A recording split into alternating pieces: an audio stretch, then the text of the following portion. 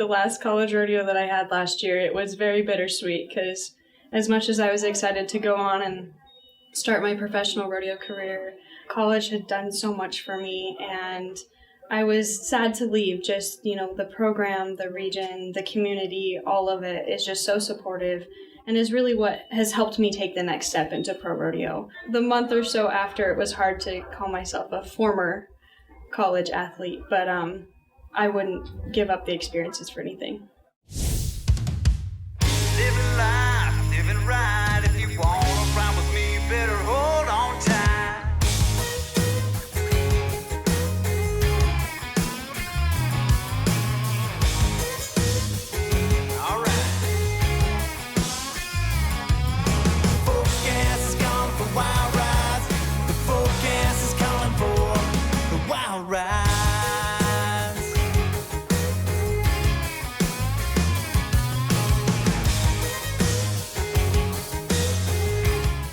It's really rewarding too, because one little thing can really change, and if your horse feels that, like one small change that you made, they can run 2/10 faster or just make leaps and bounds, and that's amazing in the barrel racing world. And you'll see a horse transform overnight, and it is really just a growing sport that just keeps getting better and keeps getting faster. The horsepower keeps getting better, and so you have to just keep breaking it down, keep looking to the next thing. And there's so many different methods, there's so many different clinics that I've been to, and I take little things from each single one of them and continue just to learn every day. Like, I still don't feel like I've made a perfect run or done everything just perfect. I continue to find that perfect run in myself. I feel like my horse does better than I do, but it definitely just is the little things in barrel racing for sure. One thing I've always been taught is you adapt in your runs. You're not going to do everything perfect, so if you make a little mistake, you got to be able to adapt and fix it. And even if you don't pull a check or whatever, you know that you did everything you could in that run.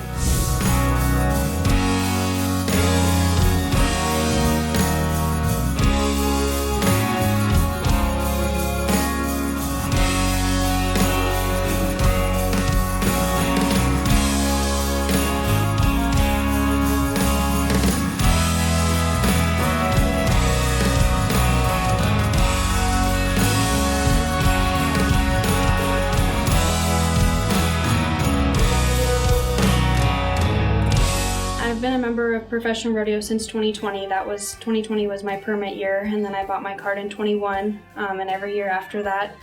So while I was college rodeoing, I was also running professional rodeo. My family and I are very firm believers in you have to take each step.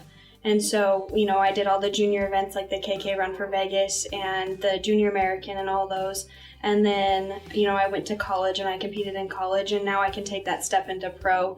And taking those steps allows you to be successful, because there is a bit of a difference, going from college to professional. I am an only child, but my parents have taught me everything I know. I grew up in Three Forks, Montana. My mom was a professional barrel racer. She made the Montana Pro Circuit Finals 3 times, the NRA Finals multiple times. She started out, her family didn't rodeo, so she just started going around barrels one day and decided that's what she wanted to do. And now she's taught me everything I know. She's still on the road with me all the time, training my horses for me, helping me.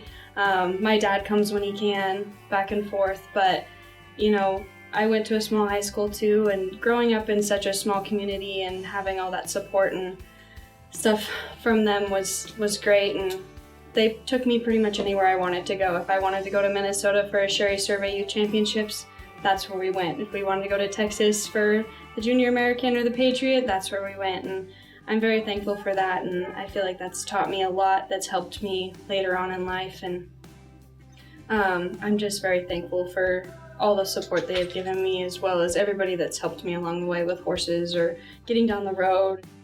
I grew up in the middle of nowhere, South Dakota, on my family's ranch, and I had an amazing childhood. I wouldn't trade it for anything. I've been around agriculture my whole life, and I loved growing up the way I did.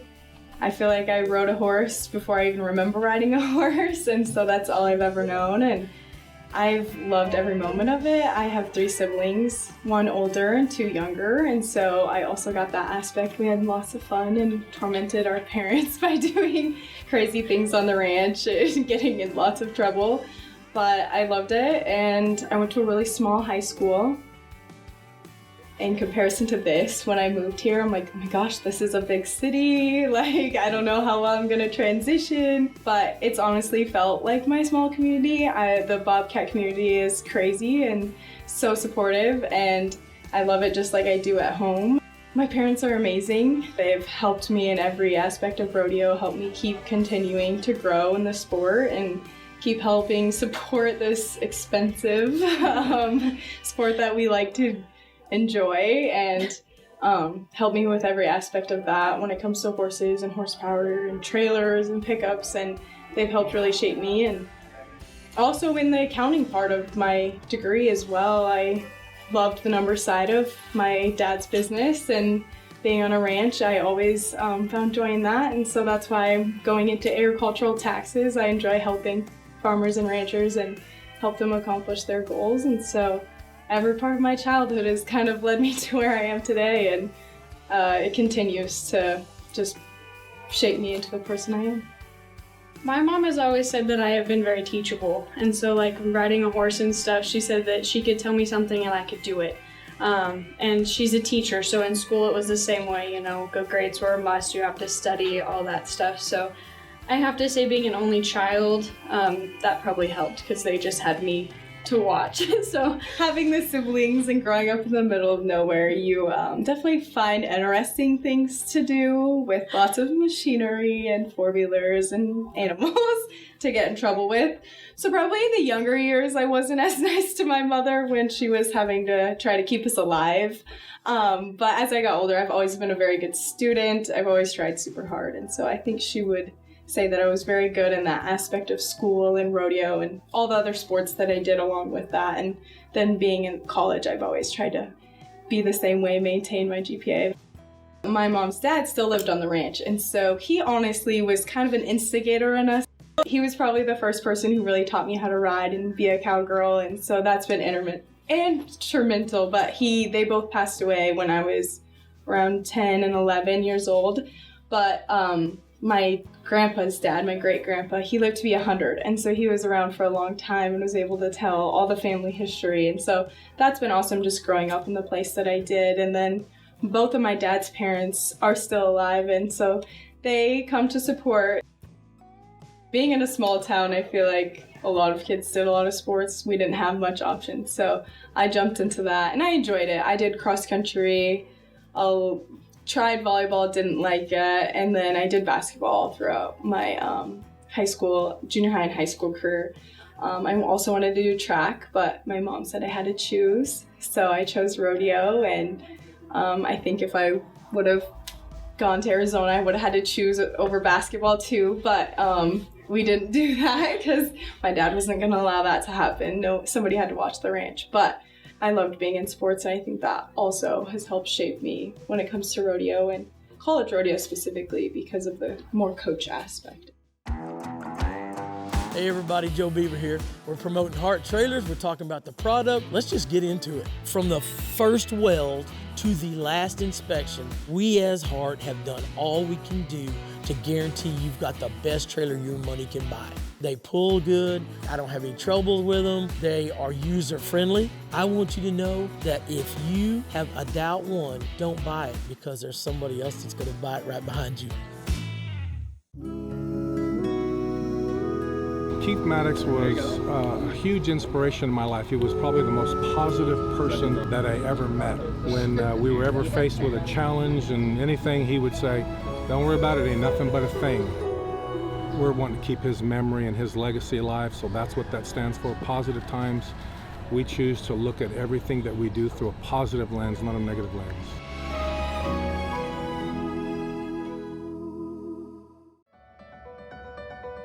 We're more than a store. We're more than a brand. We are the lifestyle. We are all things Western. NRS.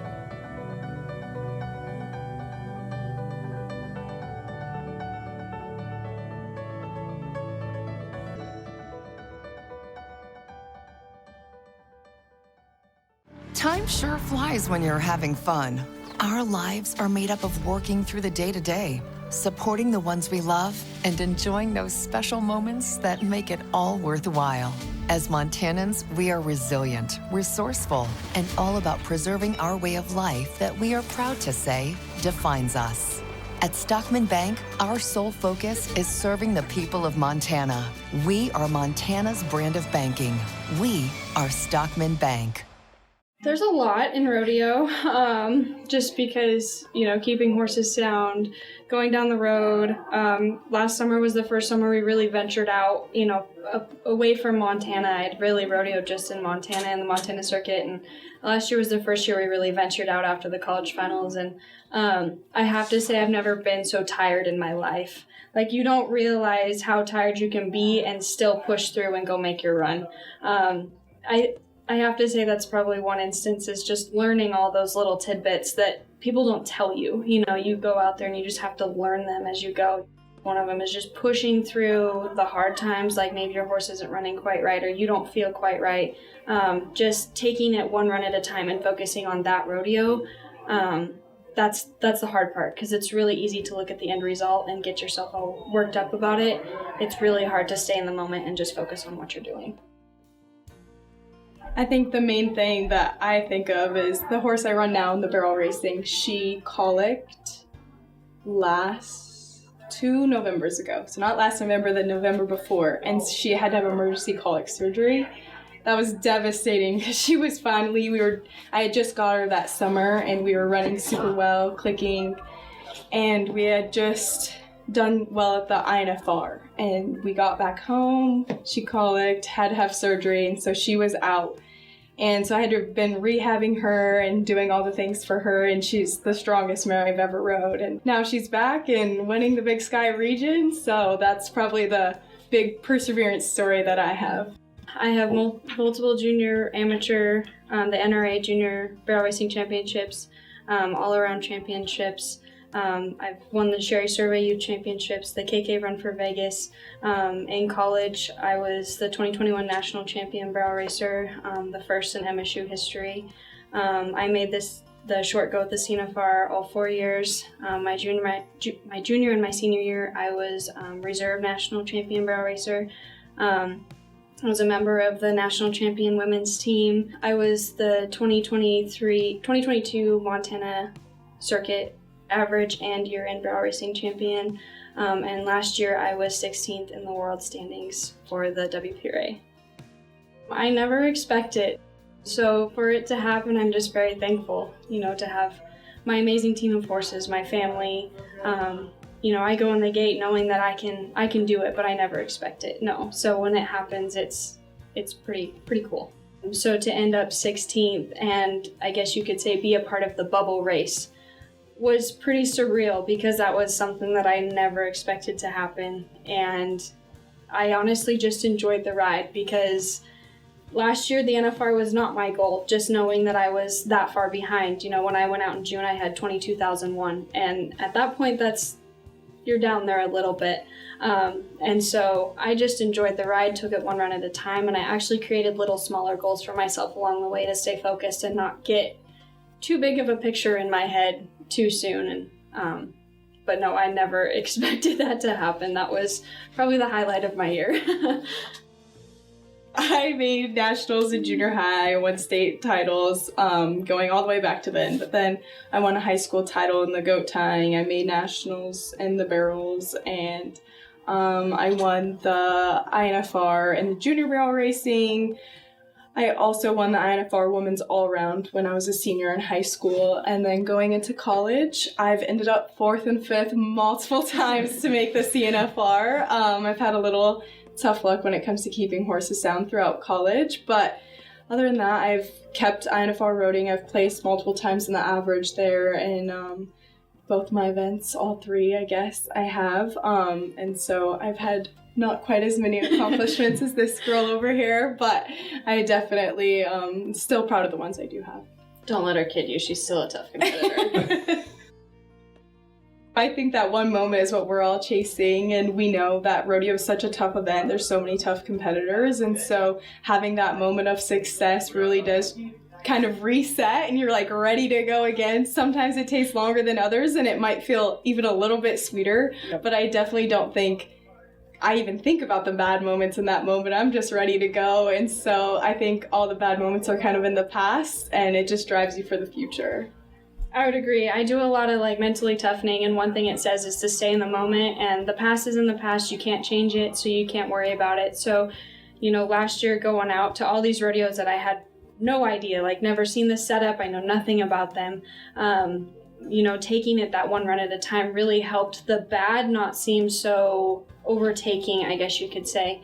And it really helped with consistency, so minimizing the mistakes and the bad runs that you had, and just staying in the moment with what you were doing for that day. I think the reason that we can remember, you know, and really slow time down is, like, for me, it's the mentally toughening. It's worrying about your job at that moment. So when I go through the gate, I'm focused on my first barrel. And then once I get around my first barrel, I focus on my second barrel. And when you are able to slow time down like that, you're able to think more clearly, you're able to execute better, because you don't feel so rushed or like everything's coming at you 900 miles an hour. You can really slow it down and, you know, do what you're supposed to do. And I think that's why I can like remember my thoughts in my run, is because of that focus and that mentally toughening. It just allows you to slow it all down and do it the way that you're supposed to do it. I think the focus is a big aspect. I mean, we practice a lot, and for barrel racing, I don't know about you, but I don't make a lot of runs at home. I do a lot of slow work, and so I think almost sometimes my run is in my slow work brain, that I'm like still going at that like slow speed, because those are the moments that you focus on. Those are the points that you try to remember in your run. And so for the outside world, I think it's just we're going at a walk and a trot most of the time when we're practicing, when it comes to me for barrel racing. And so I think that it's just kind of replayed in my mind like that. I'm able to slow that time down and really focus on the key points of my run that I've focused on multiple times. And so it's just kind of that repetition that really helps your brain break things down and slow it down for you to be able to process in that time. Well, like, horses are creatures of habit. So the more you can do it exactly how they're supposed to do it in the slow work, the more in your run you'll see that consistency out of them, where they know exactly where to put their feet, just like we know exactly how to ride them. My horses are absolutely my family, especially as much as we're on the road with them. I mean, I know everything about them. Like, I know their moods, I know their personality, I know like what a nicker means, because I'm just around them all the time, and I know all of that about them. And especially for barrel racing, you need that connection with your horse, because we are out there for 17 seconds. We're making 3 turns. You know, we're down to the 100th or the 1000th, depending on where you're at. And to make up that time and make a really fast run, you need that connection with your horse. You need that understanding. You need the trust. You need all of that with them. And, you know, just being on the road, especially last year, as much as we were, that really heightened that connection, just being with them all the time. And honestly, we're with them more than we are most people. So they really do become your best friend. And if you need to talk about something, they're not going to talk back to you.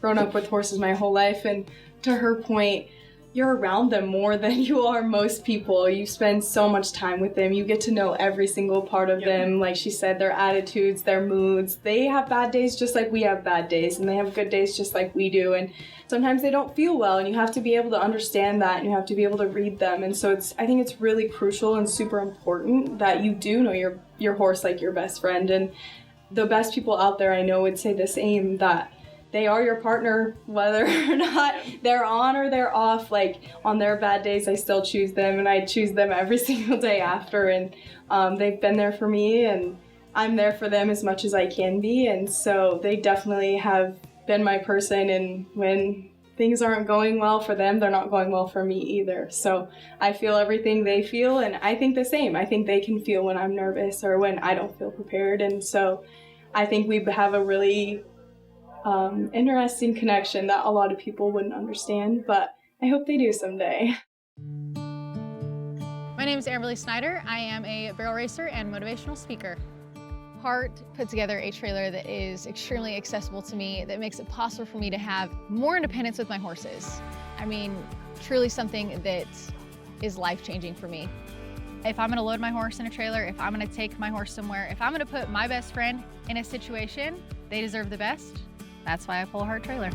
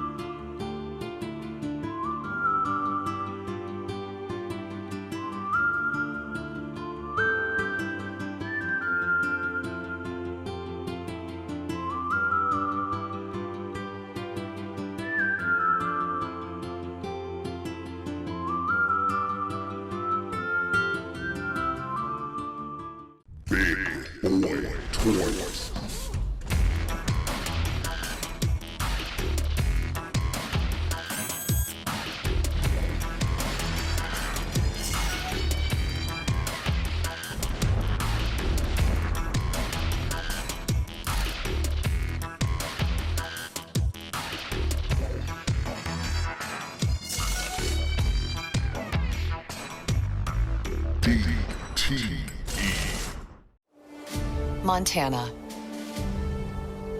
We are lucky to call it home. Discovery and adventures are around every corner of our state. The vibe is different here. When looking for a local, homegrown Montana bank, look no further. Stockman Bank, Montana's brand of banking. Growing up in Three Forks, I know MSU. I hear about it all the time. I have to say a big driver was the run out onto the football field because that is the coolest thing in the world. But I also knew the support that the rodeo team had. I knew how successful they were. I knew that it would be a place that would help you to take the next step. Not even just in athletics, but also in academics. It's a great school, especially for business, because I'm a business marketing major. And I knew that coming here, you were getting the best of both worlds, and it would help me later on in life. Yeah, as she said, definitely a mix of academics, but a lot of rodeo. I knew I wanted to go to a university because of my academic nature, and I've always been set on being an accountant, so I know I needed my degree. And it's hard to find universities that do support their rodeo program. So when I came here and the support was just crazy, I knew I fell in love with the place. It's beautiful here. And so love the mountains, being from the plains, something a little different. Wanted to get away from home. And I fell in love with Andy. Andy Bullich was a big thing for me because that's who recruited us. We were second to last class. And so he was just such a great role model and real dad figure for me, and that's what I wanted in a coach, was somebody who I could trust and go to if I had other things even outside of rodeo that I needed advice on. And so I definitely fell in love with him and the program, and the support that Bobcat Rodeo has was just altogether the perfect combination for me. Just living here and knowing the support, and then coming here and getting to experience the university and the rodeo program, I'm definitely a lifelong Bobcat. I bleed blue and gold now, and I wouldn't have it any other way. For short goes, I used to have blue and gold wraps, and I still wear those at rodeos when I'm in like a short go or something, and I'm like, I really need some extra luck today, and I put those wraps on, and it almost gives me like a boost of confidence, just knowing that with those colors on, I have a whole community behind me. I love it here. The amount of people I've met here and just have taken me in has been just amazing. I feel at home here completely, and everything about this program and Montana State has been everything I ever wanted it to be. I wouldn't change my decision. I would do it 100 times again. Yes. Yep. All these people have been so great to me, and this program has been so amazing, and the support is just unreal. I just keep getting more people come up to me like, oh, I know you. And it's honestly, it's such a surreal feeling. I never thought that I would get that out of college rodeo, and I don't think a lot of people do. And so I'm just super grateful that I chose to come here, and I chose to embrace the Bobcat community, and they've done the same for me, and so I'm just really appreciative.